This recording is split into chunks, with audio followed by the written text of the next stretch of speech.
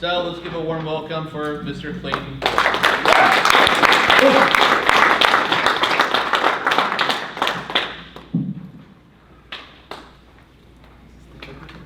Where do you want his presentation is? Should be on that laptop. That's good. Maybe no one can tell us.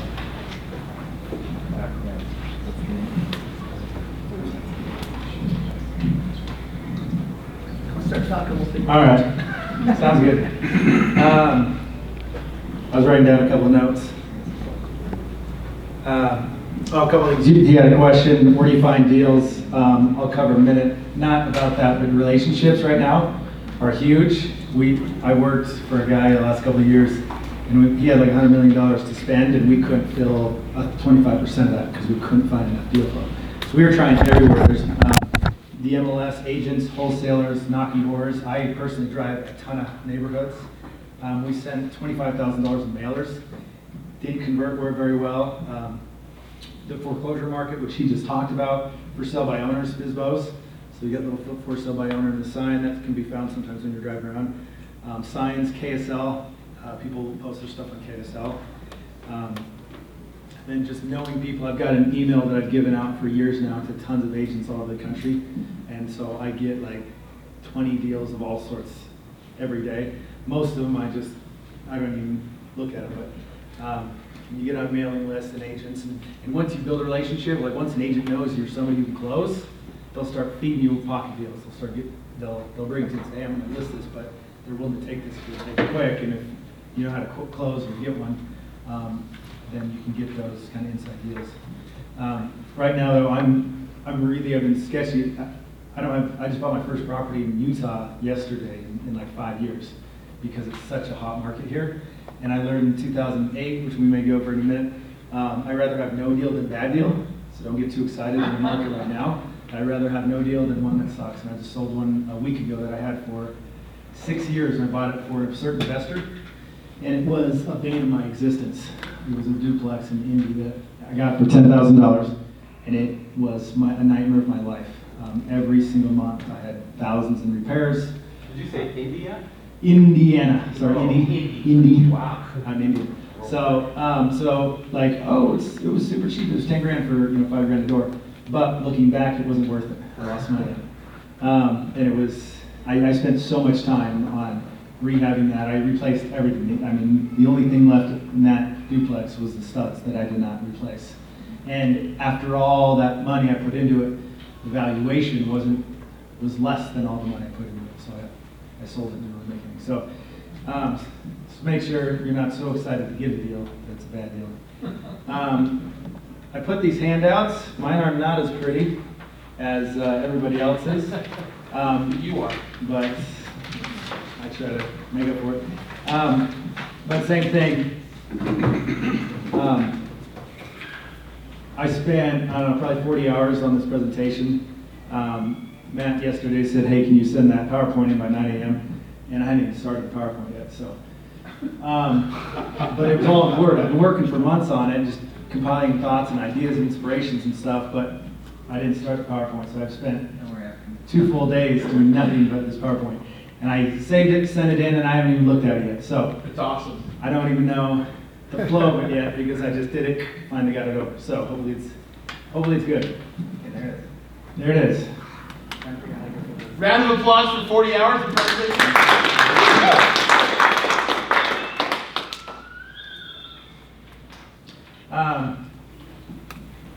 So, title, Lessons from Bankruptcy to 1,000 Flips, is the title. Oh, you're good? Just making sure. So, went this way? All right, sorry for this. I do real estate, I don't do presentations.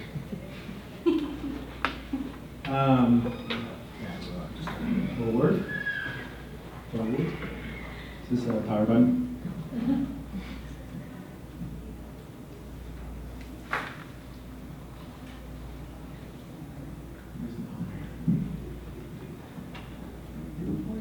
I could get started, but like I said, I didn't go over my presentation, so I'm going to have to read my presentation. Can you tell us real quick about the deal you just bought in Utah and why you bought it? So that one came through a wholesale deal. It came to my email, and I opened it up. I'll quickly look at most Utah deals, but I've been putting offers in for a couple of years, and a lot of times over the wholesaler price. So yeah, within 5 minutes I'll look at it, pull up on Zillow, check my values, be like, yeah, I can offer $5,000 more. And in like 10 minutes later, they're like, oh, it's multiple offers. And so I'm like, I'd rather have no deal than bad deal.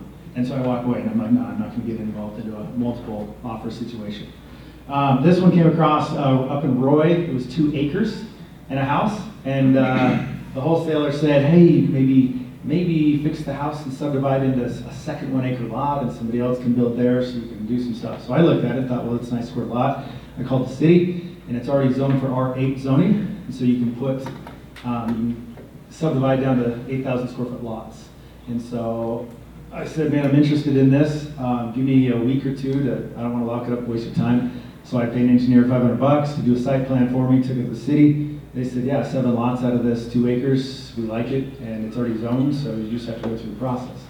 And so I went back to the wholesaler. Nobody had made an offer yet because they thought just for an old house in a big, huge field, that wasn't a good flip.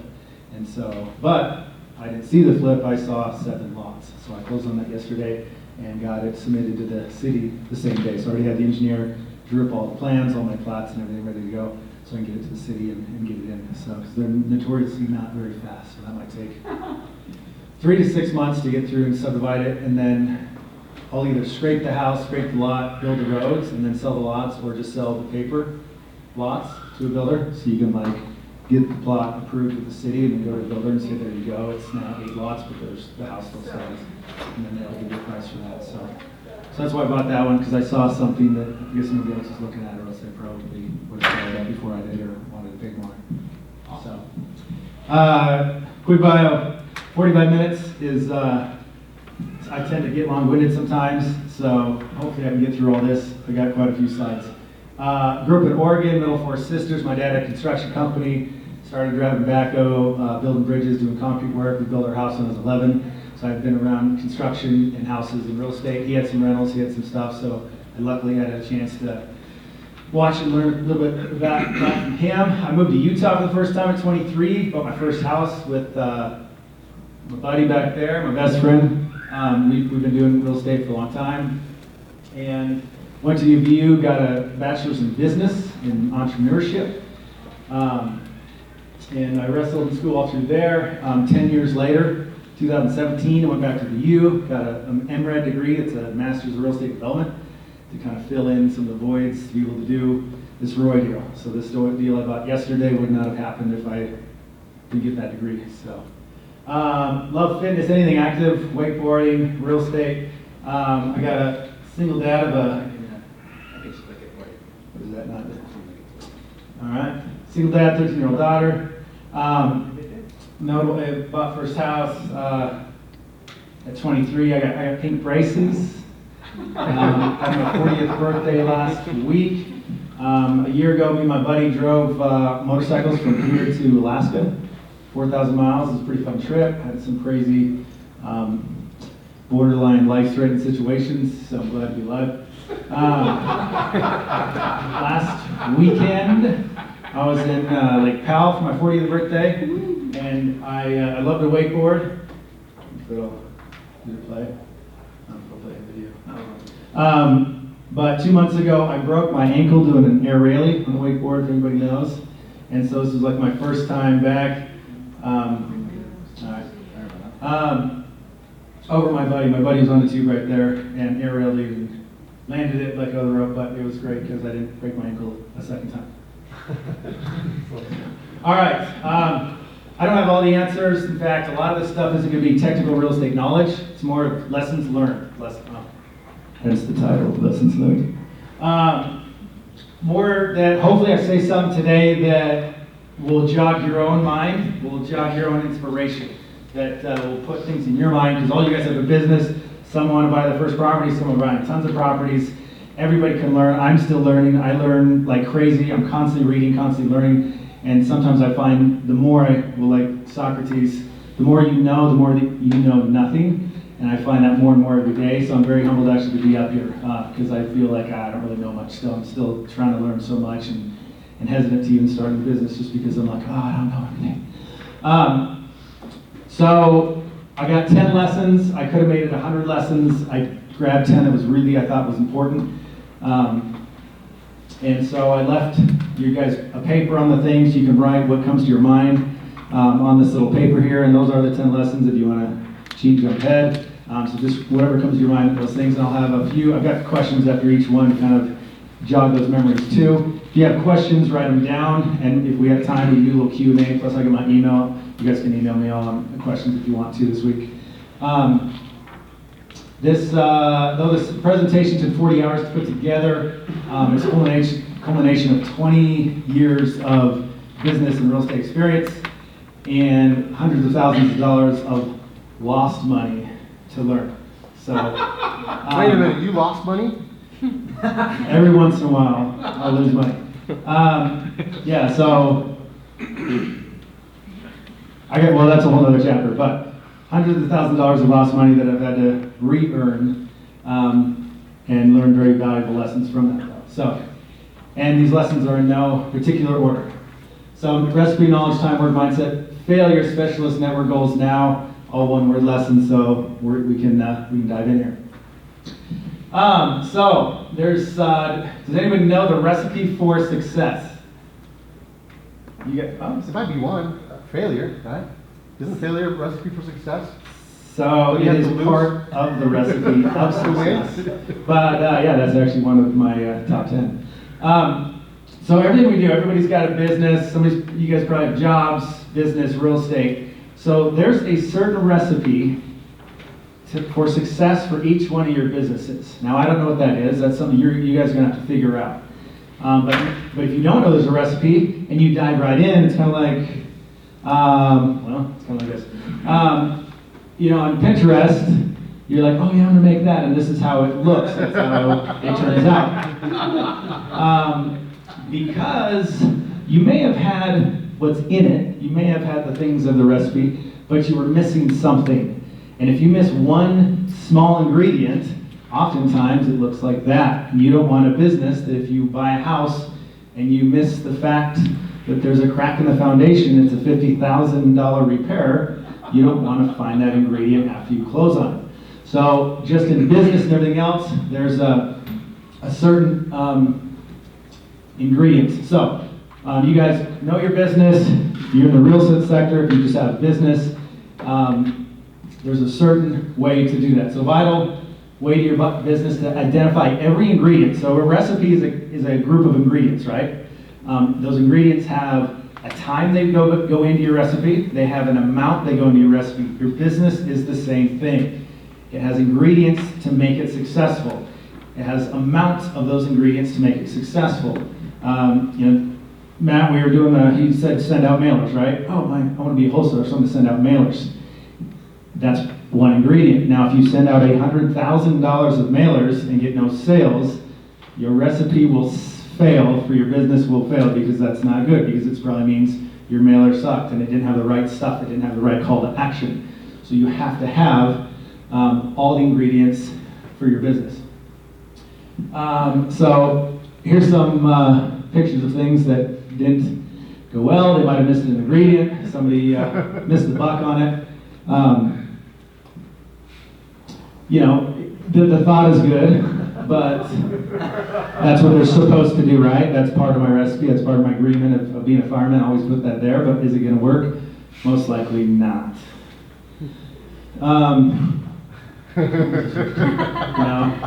They're working hard. It's all down, but I think you're going to miss the buck on that as well. And sometimes we think this, right? Hey, if we just go fast enough, if we just get that deal, if we just hit it, we'll make it work, right? And you'll find when you get there. I think that's what Elizabeth's rentals. That it may not work out. So here's some examples. And you're like, oh, what are the ingredients in my business? Relationships. I was talking about relationships is huge. In business school, they talk about that a lot. And I was like, who cares about relationships if you know everything? If you got it going, what does that matter? And that has grown in my list of recipe, ingredients, importance, tenfold. And that's actually one of my lessons we'll go over. Capital, how much debt and equity. Equity is how much cash you need and how much debt you need. If you're a wholesaler, you don't need mortgages. You just need enough money to send out flyers, answer calls, put bandit signs or whatever. If you're a flipper, you need a lot more money. If you want to flip 10 houses a month, how much debt and equity is that going to do? So everybody, if you want to do 10 houses a month, that's cool, but you've got to know, what does that actually mean? It doesn't mean you need, what's the house, 300 grand here? So that's $3 million of debt and equity you need for 1 month. Well, it takes 4 to 6 months to sell a property. So you buy the first 10, the next month you're having those, the next month those are for sale. So you actually need 30 properties worth of debt and equity to do 10 sales a month, which is $9 million. So you gotta know that, you gotta know those ingredients before you get in your business that align with your goals there. Process and systems, every business, everything has a different process, every different systems. Your software, your hardware, obviously the property, what property do you want to do? Commercial, residential, land, flips, large flips, manufactured homes, trailer homes, developments, multifamily, duplexes, industrial, commercial, retail.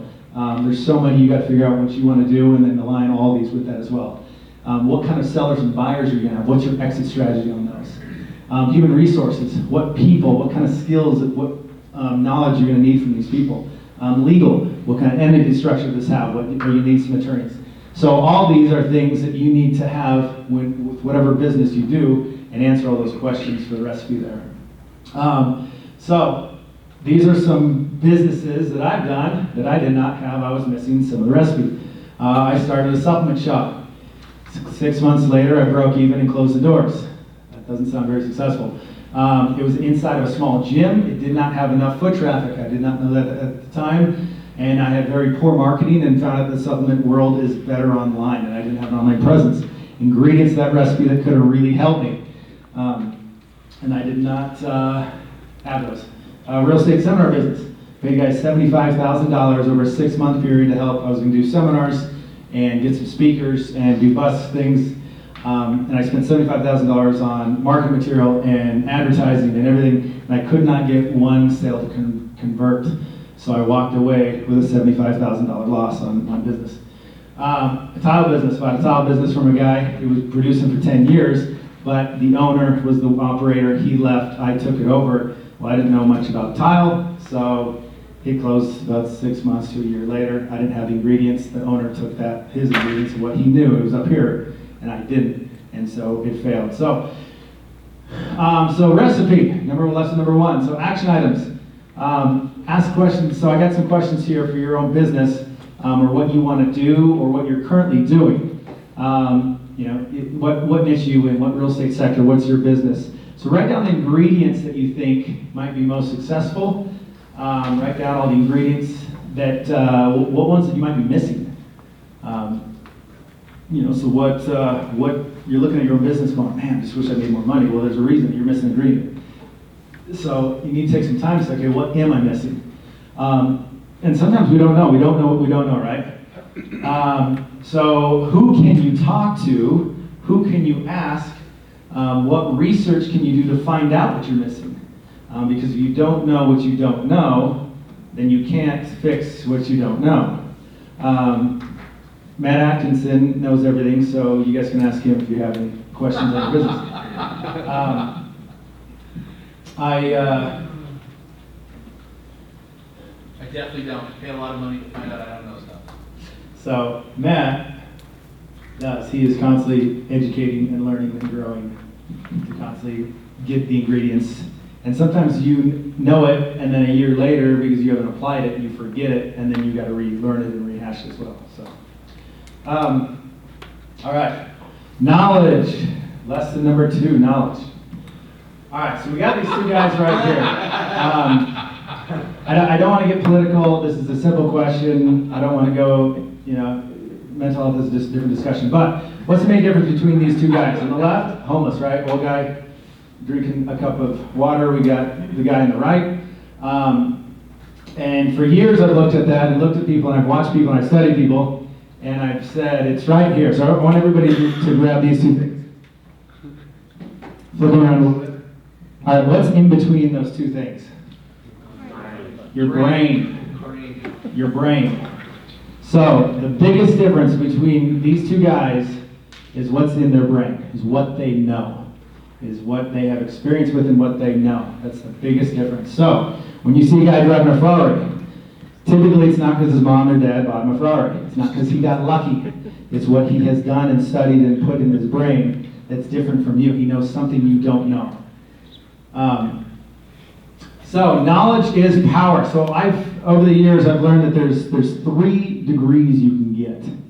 And I have got all 3. I think you can do it with 2, but I've got all 3. All effective, but you do need more than one to truly be successful. So the first one is education. The process of receiving, giving systematic instruction. So your associate's degrees, your bachelor's degrees, master's degrees. I'm not necessarily here to tell you you got to go to college, but there's some proof of constantly being educated and learning. Because you can also do that through books, through mentors, through podcasts, through internet courses.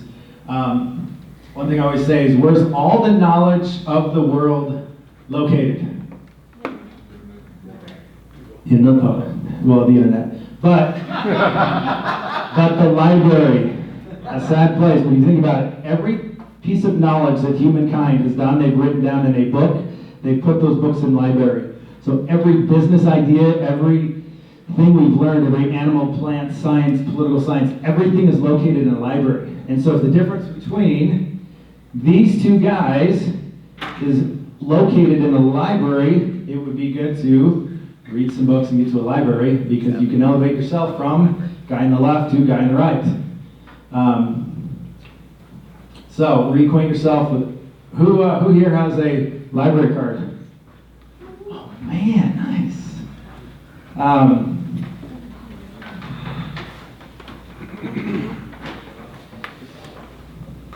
Who raised their hand? I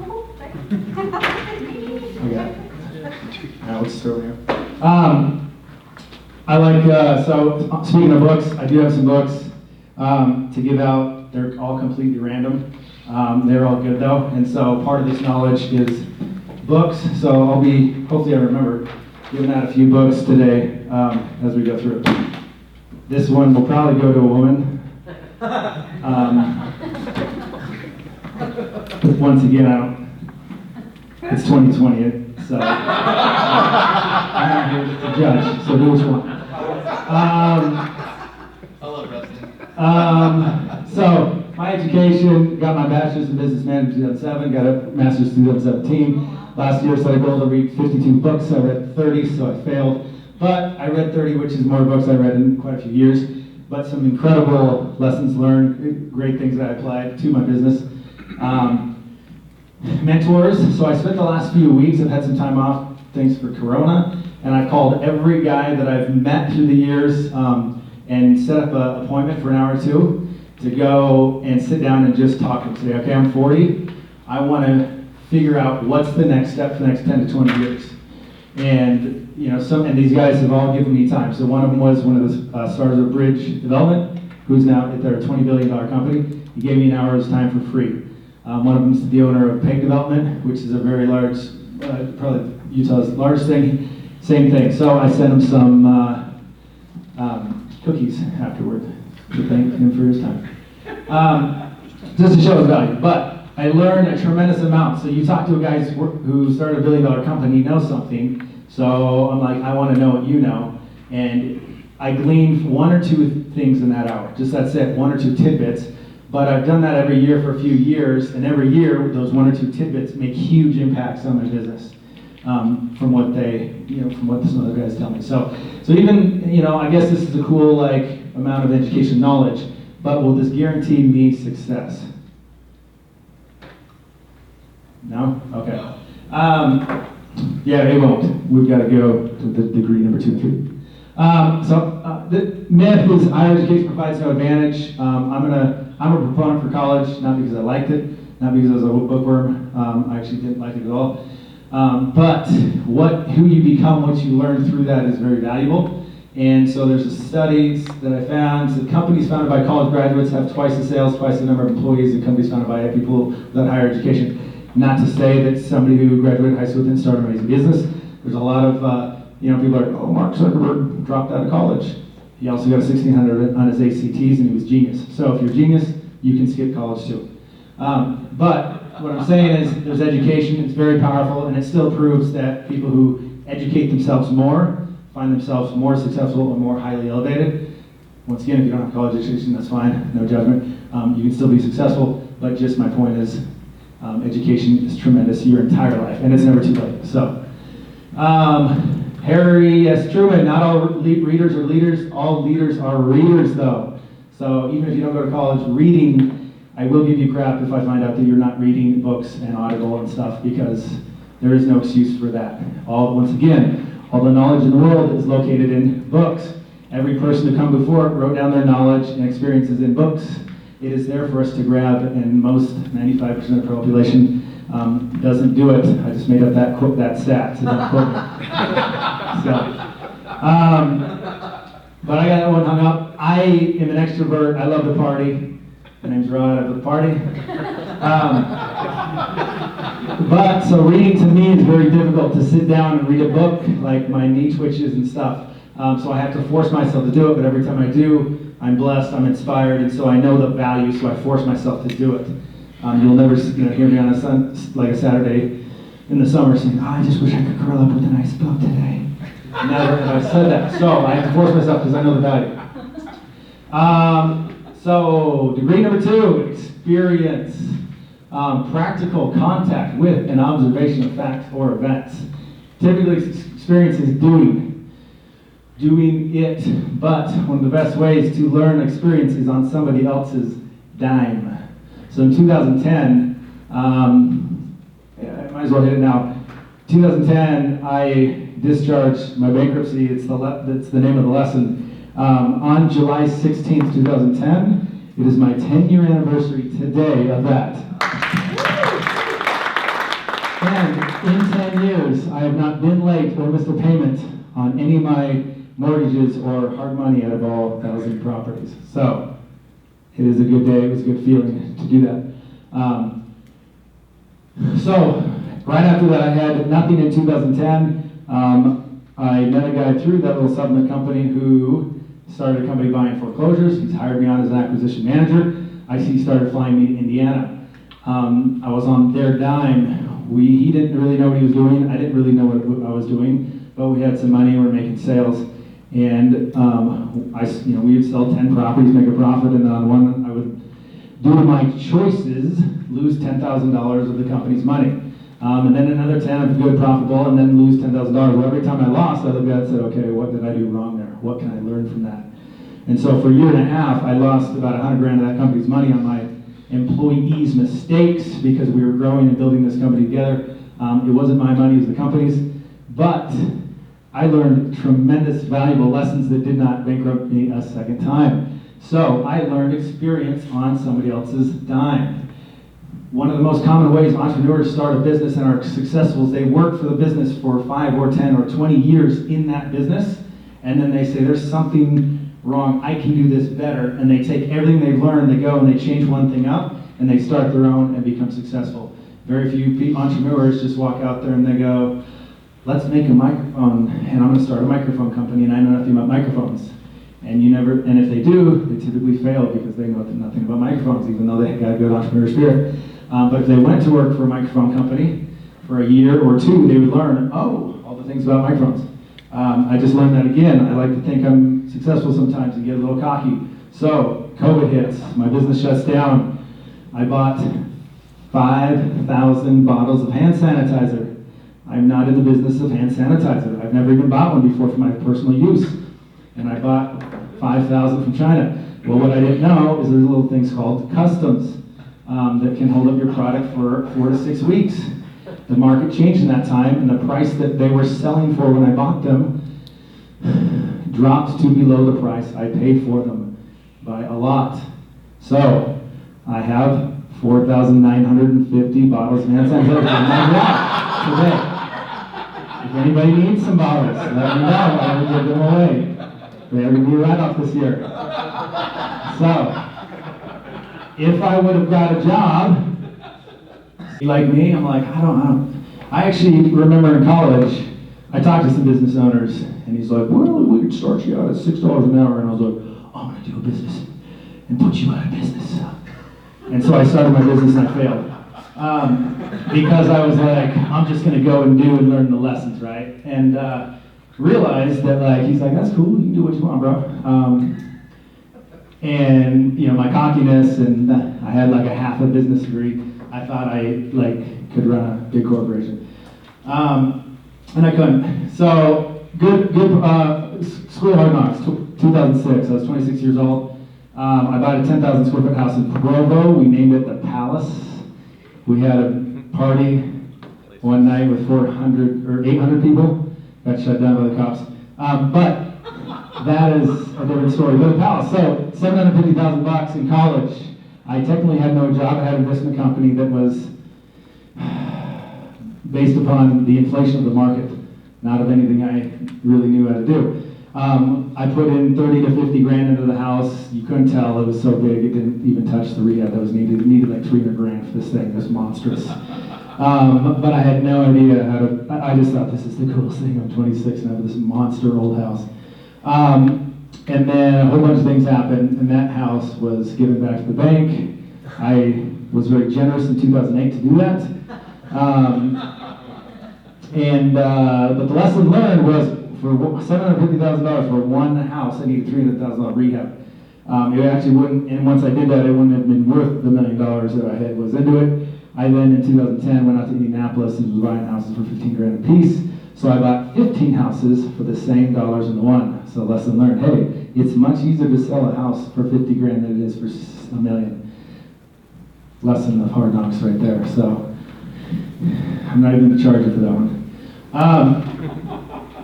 So yeah, don't jump into $1 million houses if you guys are your first time buyers. Try to buy the smallest, cheapest house you can with the least amount of rehab. So just to learn, to gain that experience. When I went to the master's program, the director, when I told him my story, said, Clayton, you've got valuable lessons learned from that year of loss that I can never teach in that program. So that quote wasn't a joke. That was actually supposed to be more impactful. So I lost everything in 2008, and to 2010, like I said, I went bankrupt. I had a bunch of properties, had tons of investments, lost everything, ended up at my buddy's couch after living in the Palace. It was humbling. And for like 5 or 6 years, I was angry, and I was mad at the economy, I was mad at the country, I was mad at everybody else because they made me lose my fortunes. And I lost everything. I lost in 2007, my dad entrusted me with $500,000 of his retirement in 2007 to put into a deal. 6 months later, that disappeared and has never returned. That was a hard pill to swallow. School of Hard Knocks. So it took me a lot of years to realize that time period for me. But in 2017, he gave me this quote and said, you have things I can never teach in this program. I can teach all these book smarts and whatever. But what you learned of losing your own money and going through that is so invaluable.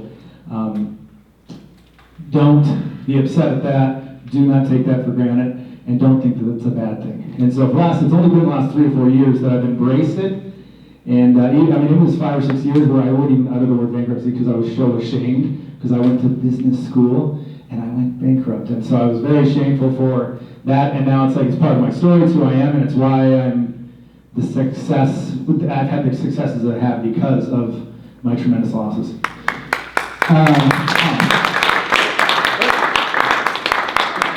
Thank you. All right, knowledge, action items. I don't know if you can see that. I probably should have chosen a bigger font. So, what do you need to learn about your business, your sector, to be more successful, knowledge-wise? What license or certificates do you need to grow your business? Or have you been thinking about, maybe if I become an agent, I can list on the MLS. What education will benefit? If you go and get a psychology degree at college, it probably won't help you flip a house, though understanding psychology helps you understand when you're on the phone with somebody, so it sometimes does. People say, I'm never going to learn this math class again, and then you start underwriting deals, and you're like, oh my gosh, it's that math class I hated. It's back. What additional experience do you need? I have debated every year. I've actually applied for jobs every year for like 10 years, and they look at my degree and they're like, "Oh, you graduated entrepreneurship? Yeah, we'll call you." Because yeah, they want an entrepreneur working for them. But I've gone back and said, dude, because of that lesson, like I've even applied to jobs a year or two ago, just say, man, I want to get into development. So why don't I just work for a developer for a year or two, learn a bunch of stuff? He's gonna like take my 5 years hard knocks down to a 1 year learning period, right? So there's nothing wrong with working for somebody, especially to gain experience. Just don't tell them that. That doesn't work out well. But what do you need for your experience for your business? What are you lacking? Kind of goes back to that. You don't know what you don't know, but what do you know that you don't know?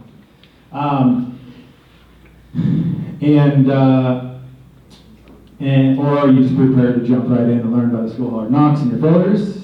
Some people got that, like I did, like that, woo, let's do this.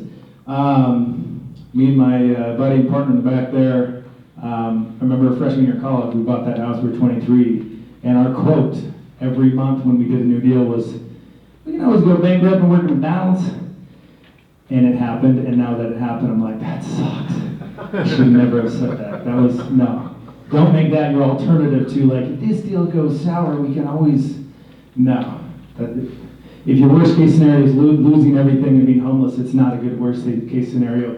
Find another route, trust me. All right, lesson 3, time. What's our timeline? Time.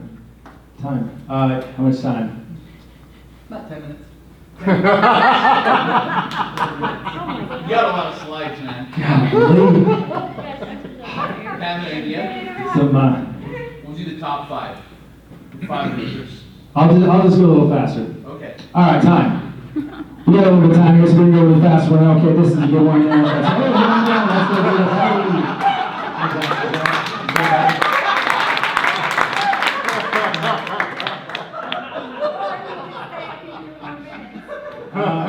All right. Time definition. I like definitions. Yeah, time flies when you're having fun. Time flies when you're having fun. False. Time is incapable of flight, and once currents levels are enjoyed, there's no influence on this matter. Let's see, how many hours in a day? 24. How many hours does Jeff Bezos, Mark Zuckerberg, Warren Buffett have? The same 24 hours of all you. So how can they make $100 billion and we can make 50 grand? Once again, it goes back to knowledge. But we have the same amount of time, right? So one thing I'm going to commit everybody here, this is I don't ever want to ever meet you on the street and you say, sorry bro, I don't have time. That is an excuse. You probably want to most use excuses to keep you from achieving what you really want to be and do and become. That word right there, everyone has enough time to achieve everything they want to do. Well, somebody didn't embed his videos very well. They worked on my computer. Anyway, this is Schwartzy, one of my heroes. He said that, hey, there's 24 hours a day, you sleep for 6, and somebody was talking, he said, wait, I sleep for 8, and he goes, then sleep a little faster. But it's a great point, right? Just do things faster. So, if I were to give you 20 more 40-hour work weeks, which is almost a half-year working career, meaning you got an entire year and a half, who thinks they can earn more money? Somebody, I hope all your things go up, or what are you doing for 20 hours? Well, I've got a gift for you today, your phones. The average American, and none of you guys are average, we're all above average in this room already, but average American spends 135 minutes on social media and other things like that a day. It's so scary. I hate that app on my phone that says like, you've been on social media for this many hours today. I'm like, no. Who was on my phone? Who used my phone today? I was not on Tinder for 3 hours today, so dang it. So 135 minutes, so weekly, that's 940 minutes a week, 3,000 minutes a month, and 45,000 minutes a year on social media alone, every single American, every single year. So, 48,000 minutes is 20 40-hour work weeks. You delete your social media off your phones, and you will have 20 40 hours of work week. I just gave you a gift of 20 40-hour work weeks. There you go. All right, time, action items. And how much money with that gift I just gave you of 45,000 extra minutes a week by just deleting your apps off your phone, how much more could you do? So, commit everybody.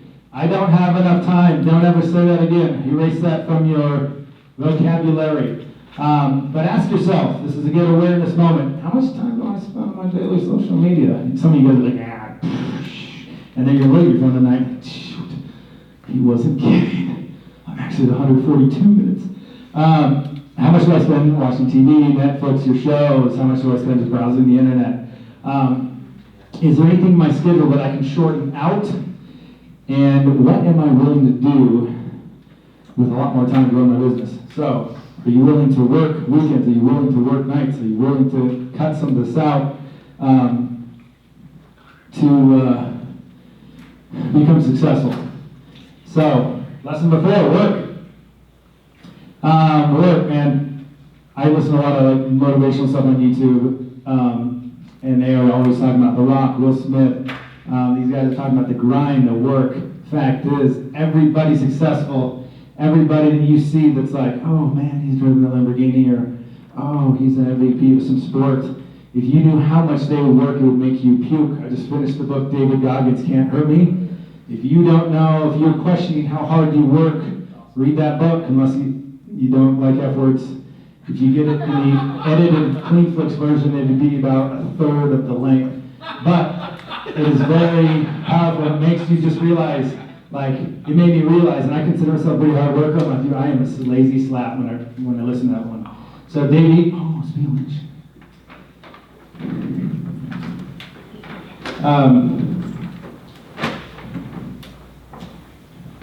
David Goggins, Can't Hurt Me. All right. Who will read this week if I give it to him? All right, her hand was up first. All right. There's no shortcuts to success. You've got to put in the time. You've got to put in the work. You've got to do it. You've got to do what's required.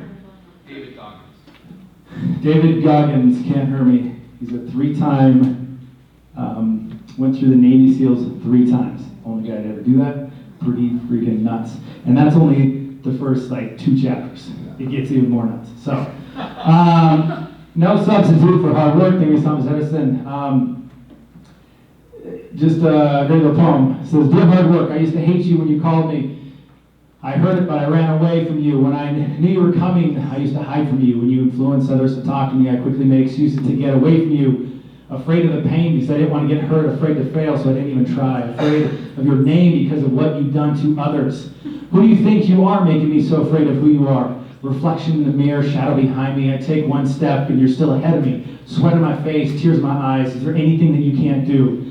Now look at me. You made me who I am today because of you. I have this never losing, never giving up attitude. Quitting, that's not in my vocabulary. When they quit, I keep going. When they sleep, I work harder. When they say I can't and count me out, I show them that I can. When I tell them about my dreams and they laugh, I make sure to be the last laugh. I am a dream chaser. That means I chase my dream and no one else's. Only I can defeat me. It's me against this work you put on it. There's no losing. I will not lose. I came this far and I'm not stopping now. Oh, hard work, my dad was right about you. You do pay off, and because of that, I love you. How can I not? I am no longer hiding from you. I am waiting for you. And a matter of fact, where are you? I need you, because in hard work I trust. Great poem about hard work. Especially when you're a kid, you're scared of it, but it is truly what you become and how you become. So The Rock, be humble, be hungry, always be the hardest worker in the room. No matter what you're at, this room, I'm the hardest worker in this room. No matter what. So tomorrow, I'm going to be working harder than all of you guys. Just saying that right now. So my challenge is, when you guys are in a room tomorrow, you look around, are you the hardest worker in the room? And if you're not the most successful, and you're probably not achieving your goals. So, I started working at age 12. It's my dad's thing. Hey, when you turn 12 in my family, you started working, you paid for your own bills, you paid for food and housing, and we had to pay everything else about my own clothes. I had 2 paper routes. 14, I got a job, started working construction with them. So I've averaged 50, 60, 70 hours a week for 20 years now. This is my office. 3 screens and a laptop. I use all of them. I have 30 to 40 tabs open. I have 2 separate businesses with 2 separate emails. Luckily, I just quit one, so I used to have 3 emails. And then I got one with my YouTube motivational videos cranking in the background. And then in the back, that's an 8-foot whiteboard. It has all my goals on the right down here, all my business stuff on the left, and in the middle, it's changes for the daily ideas, properties that come out, to-do lists, things like that. So the middle's constantly changing. So my mantra is I work hard to play hard. I love to play, love the wakeboard, love to boat. And so for me to do what I love, I've got to work and grind harder than anybody else. Anybody knows Matt Success? It's not luck. The dude works just about as hard as I do. If I text him at 11, he'll text me back and talk business. I saw him at Tony Robbins. He really can jump. I saw him at Tony Robbins. He got off the air, so he grinds it and goes. Action items. How many hours are you actually working? Look at your life. Maybe monitor yourself this week. If you got a job, great. If you're not, if you're self-employed, great. But just monitor. You will be surprised at how you're like, I put in 32 hours this week? Think if you did 60 instead of that 32, what can you accomplish? Are you going to work weekends, work nights? When I tell people I'm self-employed, they're like, oh, that's so cool. I'm like, yeah, I'm always working every minute of every day. But I get to do it from my truck or my boat sometimes. But are you willing to do what it takes? So that's introspective. So you want to go somewhere, you got to be willing to put in the work. I've got a new mantra for you. No one will ever outwork me. Say that every single morning when you get up. No one will ever outwork me. And I guarantee you will start achieving more. You will start creating more. I don't take lunch breaks. I got some great roommates that make lunch and then give me half their plate. And so I just eat while I'm working. I don't stop for smoke breaks. I don't stop for 10-minute breaks. When I sit down, I'll sit down. I have a home office, and I'll be there for 8 to 10 hours on that seat that you just saw knock it up. And I'm answering 2 emails and texting somebody else at the same time, so I'm doing like 3 jobs at once. So grind it out. So number 5, mindset. If we pull this off, we'll eat like kings. I love the far side. Mindset is how you think, how you see things. You must change your mindset for growth, for change, for positivity, for success, for gratitude, for attraction. If you don't know what those things are, you've got to learn those things. Your mindset is a collection of your beliefs and thoughts that make up your mental attitude, inclination, habits, or disposition of a person's interpretations and responses to events and circumstances and situations. That was a long definition. But means you are a culmination of all your thoughts, all your actions, and everything up to this point. Everything that somebody has told you, your parents said, what are you doing? Grow on trees, Jimmy. And you thought, oh, it doesn't grow on trees. It must be very difficult to get. And so you've probably found in your life, money has been very difficult to get, and you're still in that mindset. You have to say, Dad, you were wrong. I found a tree. There was money on it. And I'm going to make it and change your mindset. So this is a picture of my bedroom. I wake up in the morning. My last name's Wolf. It's kind of, I don't know if it's giddy cool or childish, but I have wolf paraphernalia all over my house. People are always like, you have this weird infatuation with wolves when they don't know my name. And so I guess it's really cool. So I wake up and look at those 2 wolves every single morning. So the story is, this old Indian story, an old Cherokee Indian told his grandson about a battle that goes inside of people every day. He said, my son, a battle between 2 wolves inside of us all. One is evil, anger, jealousy, sorrow, regret, greed, and I will add laziness, lack of wanting to get education, not wanting to get out of bed, not wanting to go to the gym, apathy, anger, selfishness. The other is good, joy, peace, hard work, entrepreneurism, pushing ourselves, supporting others' value. And so he said, well, Grandpa, which wolf wins? And he said, the one we feed. So going back to your mindset, which one are you going to feed? Are you going to be growth-minded or never succeed, a fixed-minded? I'm not good, I quit. It's easier to give up now. Growth-minded people. I might succeed next time. How long will it take? Let's do this. I don't care. So, I'm not going to go through all this, but a good way to get your mindset every single day in the morning is I do a core 4. It's a 20-point system over the week. It's 4 points a day. It's a half-point thing. So you get up, you exercise, you have something nutritious to eat, spend time with your significant other, spend time with your kids, you read something spiritual. We all are spiritual beings. You have to have that a part to be successful. I don't care what it is. A meditation. But once again, I sit down for a minute and I start shaking because I'm so high strung and probably have like 4 Red Bulls in me. But meditation is the time to just sit, relax, and I try to do it every morning for 15 minutes, and it really does, like, the amount of it allows my brain to think and to create. And sometimes when I meditate, I'm also like, freak, I gotta go to work now. I got all those ideas, like, oh, I'm so excited now. And by quieting yourself, it actually motivates yourself to get to work. And then I collect, I read something in business growth and then in personal growth every single day. If you do this every single morning, it takes me about 3 hours to do that, 6 to 9 every morning, to do all of those. And by the time I'm like getting up from my meditation to go to work, I'm ready and I'm charged and I'm prepared to take on the day of calls and annoyances and broken toilets and whatever else. Mindset, action items. What's your current mindsets? How do you change that? How can I prepare every day to get the right mindset? Am I willing to try the core 4? Try it for a week, see how you feel, see what you experience in that week. What kind of books can you get to help change that mindset? So, failure. So we've talked a little bit about this. It is a vital part of success. It took me a lot of years to do that. So by show of hands, let's get some vulnerability. Who's been divorced? Who's been bankrupt? Who's had kids that didn't turn out the right way?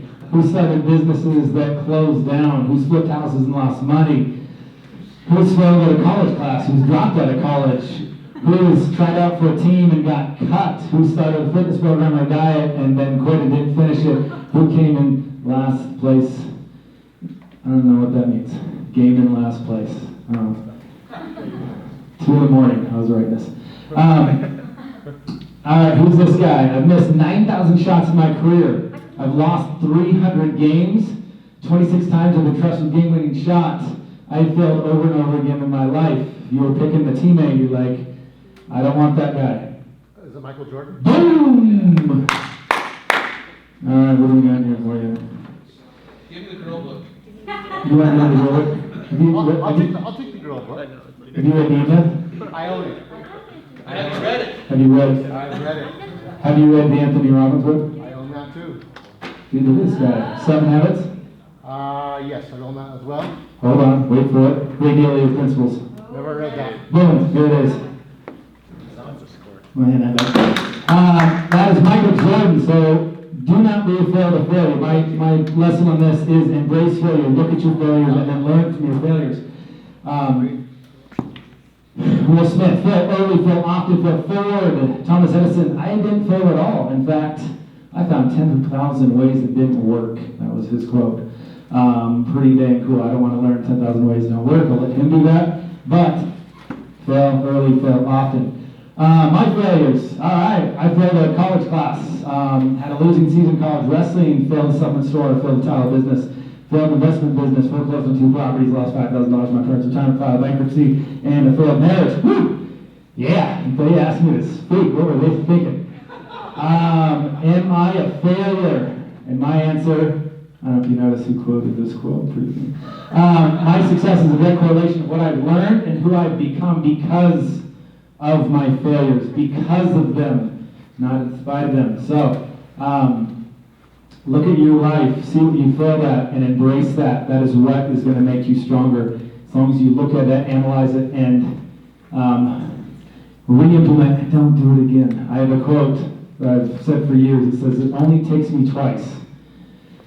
So, meaning, I always fail the first time, I don't know why, but I will not fail a second time because I will learn and do it right again and again and again after that. Action items. What are my failures? What did I learn from them? Who do I become? Are we allowing people to shame us? Are we shaming ourselves for failure? We're in a culture where failure is kind of a cuss word sometimes. Like, oh, that guy did that. Oh, look at that guy on social media. Oh, he slipped on that pool jumping board, his back knee. Whatever it is, there's not a lot of shame. And yet that's what creates our success. So, all right, lesson number 8, specialist. Becoming the specialist.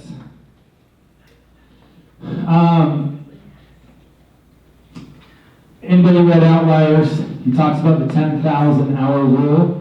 10,000 hours, let's see, 8 hours a day, 5 days a week, 44 weeks a year for 5.5 years. So become a specialist, something minimal takes that much time. You have to do it full time for 5 years to become a specialist.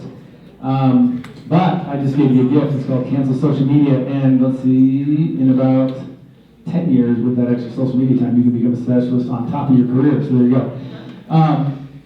When you become a specialist, so I talked, one of the things I learned when I sat down a couple of years ago to that guy who started the Bridge Fund, he said, become a specialist, become the best at one thing. Because last time your car broke down, did you go to a used car salesman and be like, hey, can you fix my car? No, you did not. You went to a very good shop who specializes in Volvos to fix your Volvo, right? A specialist to fix it, to do that. When your heart hurt, you didn't go to the foot doctor. There's a reason you went to this specialist, right? So I think I asked that in a minute. So for example, my specialist, so I'm a Midwest turnkey rental specialist. So I've been buying houses in the Midwest. I buy them, I rent it out, I sell them as a turnkey property.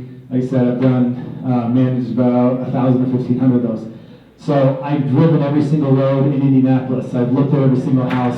I've written down, made huge lists of these are all the houses in Indy that I wanted to buy.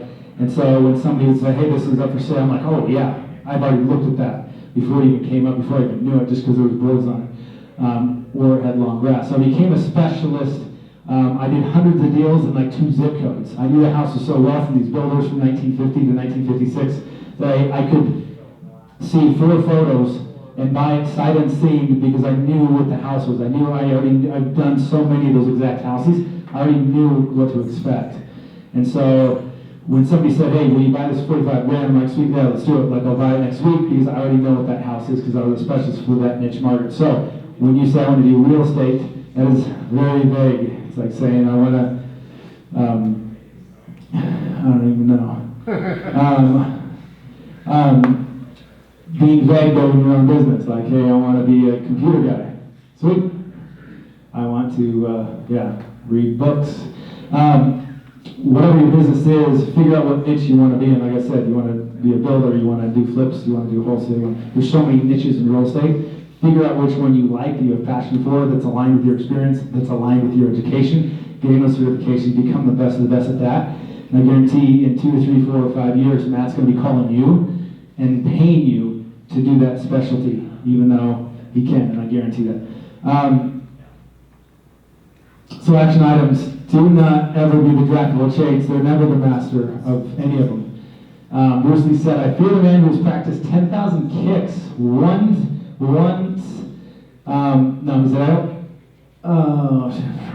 fear the man who has practiced 10,000 kicks once, but I fear the man who has practiced the kick 10,000 times. So a guy who's got like, dude, I can punch you 10,000 different ways. He's like, I don't care, you've only done each one of those punches once.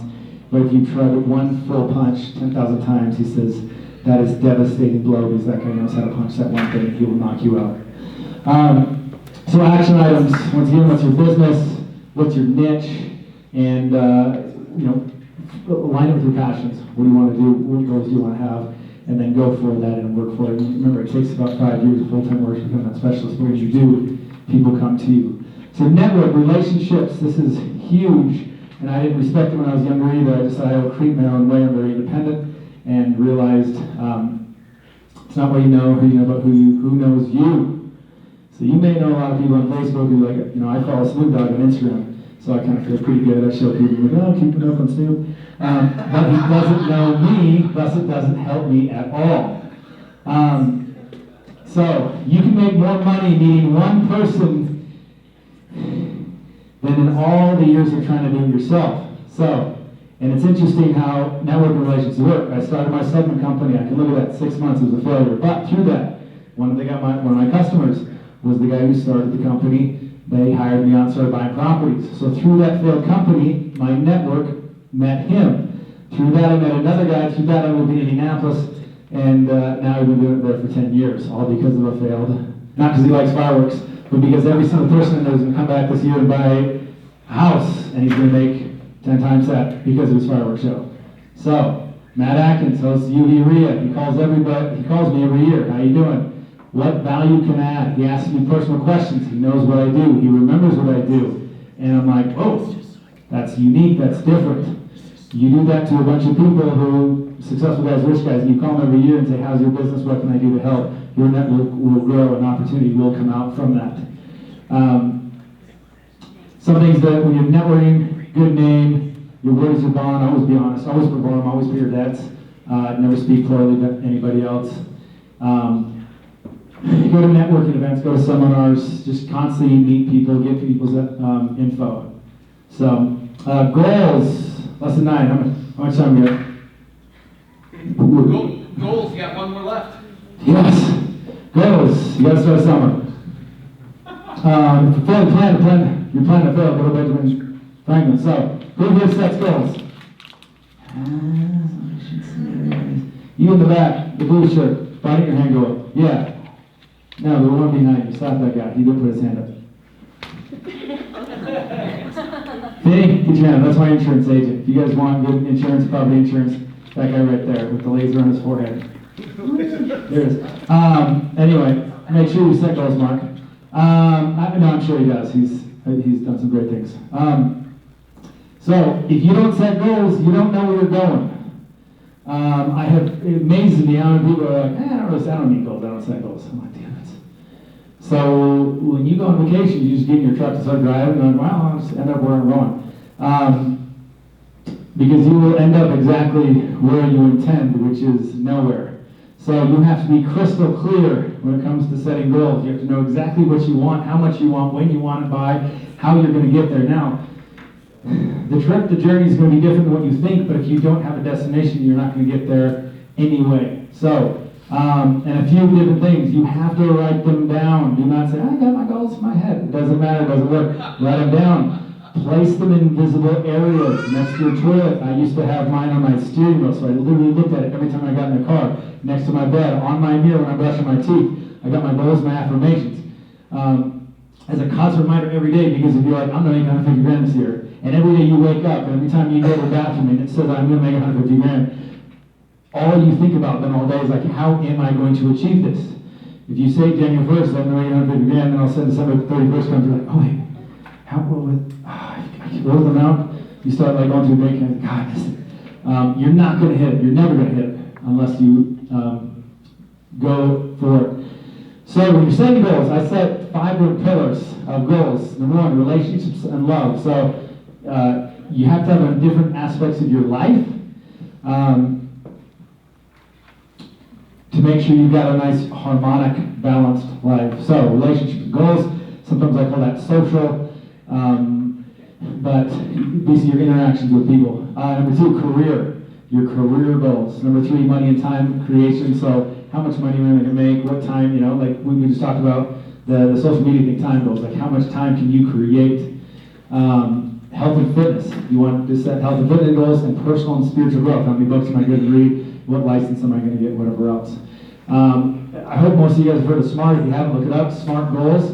Specific, measurable, attainable, realistic, and time-bound. So every one of these goals and these 5 pillars that you set, you should have, 1 to 5 of each one of these. You have 25 goals for the year. They have to go through this 5-piece checklist here. So make sure a goal, you can't say like, I'm going to become a badass this year. It's like, what does that mean? Like, you either won't ever achieve that goal, or you'll achieve that like January 2nd, you're like, I did it. So it has to be like specific, measurable, attainable, realistic, and time-bound. So you look at that, just type in SMART goals, and there's like an infinite amount of these like colored charts of different colors. So I leave it with you that now, the whole point, action items. I've had a whole bunch of action items. I gave you a list to write down. Funny that old Matt on his sheet, that's not his sheet, I don't know where the sheet is. But he actually wrote down action items on his sheet, and I thought, man, that's amazing, because that's what I wrote on mine. Maybe it's because we went to the same Tony Robbins seminar and drank the same Kool-Aid there. But the now is so important. There is no tomorrow. Well, you may not wake up tomorrow, so it's now. So when you get home, I want you guys to write down, what are my goals? What education do I need? What do I got experience? What do I want? Where do I want to go? And start tonight, because if you don't start tonight, guess what tomorrow's going to happen? Oh, it's Friday, it's the weekend, I'll do it on Saturday. And Saturday, you got the honeydew projects, and Sunday is not church anymore, but you'll probably feel doing something else. And then Monday's work again. So start now, then tomorrow, think about it more. So you can start small though. Start safe, start small. You don't have to go out and buy a big piece of property. Buy a teeny, the cheapest condo you can find, and rent it out to learn those lessons the slow way and not the hard way. So things you can do now, don't quit your day job. Start grabbing neighborhoods. Look at a value per square foot in your city. Look at Zillow online. Buy your first rental property. It's a great way to start. Just buy one rental property for a year and just learn all the ins and outs of that. Read as many books as you can. Put in the time. You got to know your market in and out. You can't, you may get lucky, but you got to put in the time. So things I can help you. If you're like, I don't know what to do now, well, guess what? I will help you. So if you got $50,000 liquid cash or more, I will pay you 2 points and 9% a year annually to hard money it out for some of my deals. You can make money on your money. If you want to knock doors and bird dog deals and you buy a deal, I will buy it if you find a deal, and I'll give you a bird dog fee. If you know anybody that's got apartments, value apartments, anything from like 1920 to 1980, and you can talk to them into selling, I will give you a big fat finder's fee for doing that. Anybody you know with more than $1 million of cash, and you talk to them and say, hey, lend it to this guy, and they lend to me, I will give you a finder's fee for that. Anyone with large net balance that wants to sign a debt on like an apartment complex for me, I'll give a finder's fee for that. So here's a bunch of things right now. If you know or do any of those, and I'll do it, you'll be compensated. So there's ways of making money now to get going, and make some money, and then put that money into property to get going. So those are the 10 lessons. Thank you. Here's my phone number and email. If you have any slides or anything, information that you want later on, just email that, and I'll get it to you. So, and I appreciate it. Thank you all for coming. I've spaced it on some of my books, but I've got a few here. I have a box of masks if somebody needs, that really has to do it for work. I don't really wear them, but I will give that out for free too, because that was the other business with my hand sanitizer, so I have 2,000 of those. And I've got some books here. So, because I forgot to hand them out, if you like to read, come up and grab one. Can I help pass them out? Yeah, so Matt will manage this. But if you take it, I want you to read it in the next 30 days and email me and tell me 3 things you learned. Huh? Yeah! All right, there you go.